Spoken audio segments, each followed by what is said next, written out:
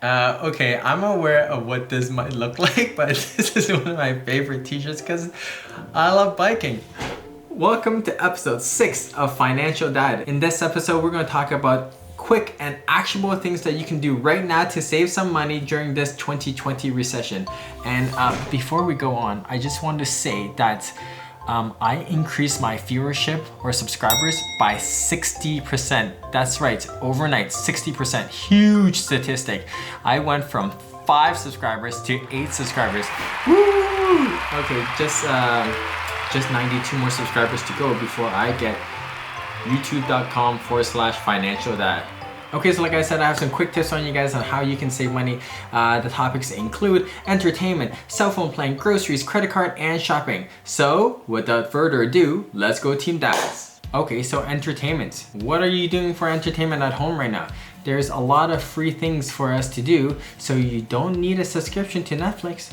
You don't need one for Spotify or Apple TV Plus or Hulu because there's actually a lot of things you can take advantage of online that is free. Maybe cut those things out. Oh wait, before I continue, cut out cable. If you haven't cut cable yet, cut it, right? Because again, there's a lot of free programming out right now that you can take advantage that doesn't cost you a dime. So where are you going to get your free contents from? Well, there's IMDb TV, there's Hoopla, there's Roku, and there's also YouTube. You can follow a crazy guy on YouTube talking about family finance, and it's all free.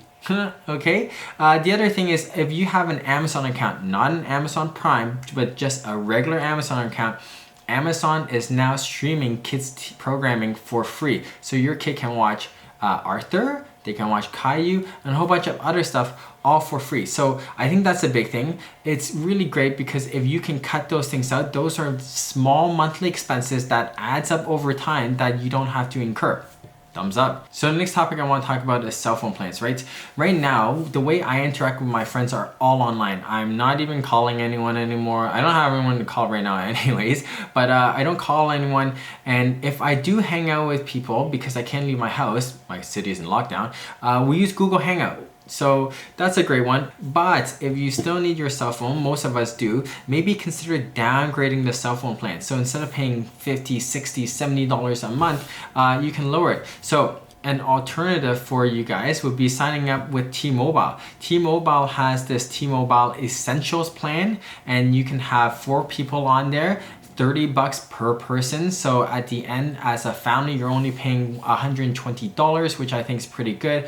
It gives you unlimited data, unlimited talk, unlimited text, and the data, unlimited data on your phone is 4G, so which is pretty fast.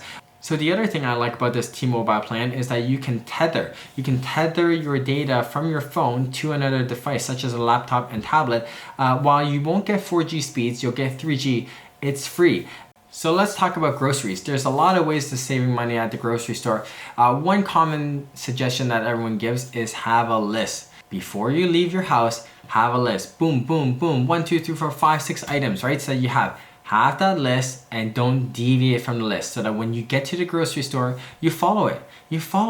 Just buy what you need. Don't buy anything more. The other tip that I find interesting is make sure that your grocery list is flexible. For instance, if you have a recipe that you're preparing for tonight that calls for, say, chicken thighs, if you get to the chicken section, but you see chicken breast on sale, buy the chicken breast. Have your grocery list be flexible so that you can substitute things that are on sale so that every time you go buy something, you're still saving money depending on what you get. All right, let's move on to the next one. Let's talk about cars, right? Most people should only be traveling if they're going for essentials, right? So bulk your travels. If you need to go groceries, don't go once a week or don't go every few days. Maybe try to go once every 2 weeks. And so therefore you'll use less gas and that will save you some money. The other thing is that if you're living in an area that you can get to your essentials by walking, then I would suggest downgrading your car insurance. We're not going into work anyways, right? So downgrade your car insurance even for a few months. That will still save you money. Here we go. We're going on to the next one. Let's talk about credit cards. Okay, so credit card one I think is actually kind of easy. There's a lot of credit cards that give you travel rewards, right? Take a look at your credit card. Does it give you travel reward? maybe, right? I would say there's no traveling going on right now. Maybe you will feel hesitant going traveling. I have a friend that originally we were planning a trip together, and he said, you know what? After this whole virus thing is done, I'm staying put for next year just so that I feel safe again, so I'm not traveling. If you're one of those people, change your credit card. Change your credit card so that instead of the reward being travel, it could be cash back. And what's good about cash back is you get cash back. Don't worry about the rewards right now. I think getting cash back is more important because at a moment like this, when every penny counts, getting some money back is better than getting the rewards. So the first credit card I want to talk about is the Discover Cashback credit card. This credit card is pretty good. It gives you up to 5% back on spending on categories that you declare. So one limitation though is that you are allowed $1,500 spending in those categories that you'll receive up to 5%. But other categories or spending above the $1,500 category, you still get 1% back. The other card you want to consider if you're okay with annual fee is the Blue Cash Preferred card from American Express. This one will give you 6% back in your cash back spending at grocery stores, for instance, up to $6,000 a year, and give you 3% back at gas stations. Oh yeah. One thing though is that it does have an annual fee of $95, and so if your grocery spending is at least $120 a month, then I think you'll be able to save some money there because the value you get back will exceed the annual fee that you will have to pay. All right. One other tip for credit cards is that there's a lot of things that you do online, right? That requires auto payments. A lot of companies will have auto payments. I say if you guys are able to and you know a list of items that you are already pre-subscribed to, go to those lists and take off auto payments. There's so many times you use your credit card, you put in all your information and you're paying for something that you feel you need at the time. But now that circumstances have changed, maybe you don't need it. Okay, so here's the first tip for shopping online. Shopping has gotten really, really easy. How often have you said, oh, you know, I need this, and you go to your app, maybe you pull up your Amazon app and you go, wow, look at this, and click, you buy, and next thing you know, it's delivered to you, right? So here's a good idea. First off, wait a bit of time before you buy it. If it's possible, write down the thing you want to purchase and don't buy it for 30 days. At the end of 30 days, if you discover you still need it, then buy it. The other thing that you can do is take your phone and delete the Amazon app.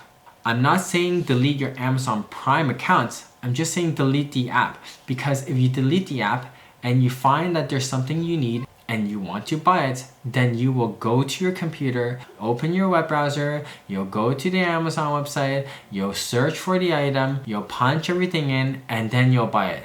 The harder it is for you to buy it, the more likely you won't buy it, or the more likely you'll only buy things you actually need. So that's a good tip. The other thing to remember is that when you see something online, maybe you go to Slick Deals, right? And you see something online, you go, wow, look at the savings there. Hold your horses.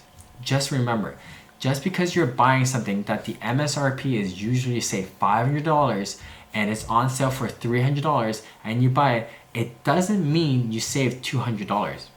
It means you spent $300, right? Don't lose track of that. It's still $300 coming out of your monthly budget. So remember, when you want to buy something, just remember that it's not how much you save, it's still how much you spent. Okay, so that's it. Really quick tips on how you can start saving some money, actionable things that you can do to start saving money during this recession right now. So I have a dad joke for you, and I'm going to have to look down a little to, well, you can't see my eyes on it, but I have to look down a little to read you this joke, so bear with me, maybe delivery won't be so good. Okay, my wife and I were watching a man push a okay, to make it more fun, I'm going to really dramatize this, okay? My wife and I were watching a man push a shopping cart with a ladder in it down the road. My wife said to me, do you think he asked to borrow the cart, or did he just steal it? I replied, probably the latter. I kind of enjoyed me dramatizing the joke a little. Okay, so I hope you liked it. Thank you to my 3 new subscribers. Totally made my day when I saw my subscriber count go up. I'm 92 away from youtube.com/financialdad. I hope you like what I did today. It's very quick. It's very easy. Like, comments if you guys have other saving tips, because we're all trying to save money, and subscribe to the channel so that I can get even closer to my goal. Okay, talk to you guys soon. Bye.